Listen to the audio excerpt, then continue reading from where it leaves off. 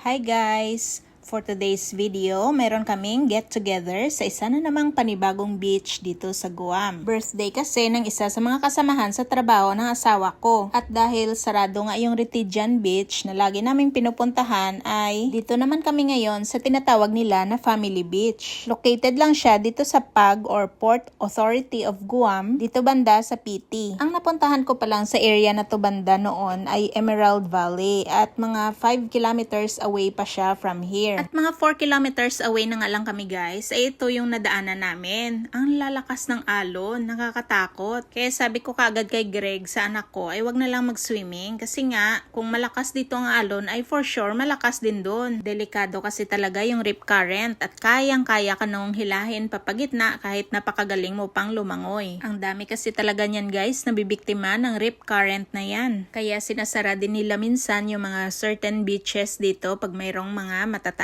na current. So dahil first time nga namin ditong pumunta ay sinundan lang namin yung mapa na dire-diretso lang at after mga 3 minutes ay nandito na kami sa bungad. Open siya from 8 AM to 6 PM. Libre lang naman dito except for group gathering na talaga na kailangan nyo mag-set up ng tent. Pero pag let's say dalawa lang kayo or couples or family, wala namang bayad. In our case kasi medyo marami kami kaya nag-register muna sila sa Port Authority at mayroong bayad na $67 ata. At yun na nga, rough road yung papasok dito. At mapapansin mo yung sa right side, puro mga kakahuyan 'di ba na mga ipil-ipil. Diyan sa side na yan ang may malalakas na alon. At ang beach pala na Family Beach ay dito sa left side. Since naharangan na siya ng natural reef or sabi daw nila ay tambak daw yon na man-made kaya napaka-peaceful naman itong beach na bumungad sa amin. Makikita nyo guys sa dulo mayroon siyang opening lang doon then napalibutan na siya ng tambak na lupa.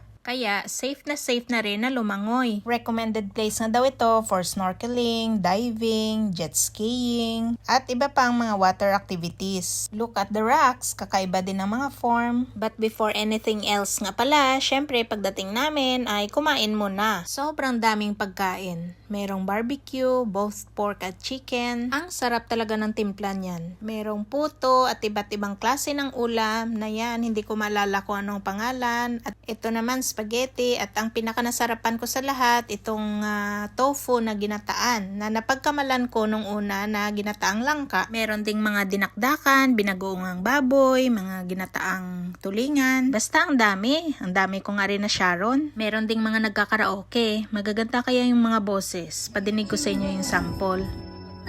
When the future like something you found me tomato. Wow! O diba, ang ganda ng boses niya. Di lang siya actually yung magandang boses, marami din sa mga kasamahan niya. Ayan naman si Walt, nagkukwentuhan, simpleng banding lang kasama yung birthday celebrant. Si Greg naman ay kumuha lang ng soft drinks at bumalik ulit sa pagsiswimming. Feel na feel niya talaga magbabad sa tubig.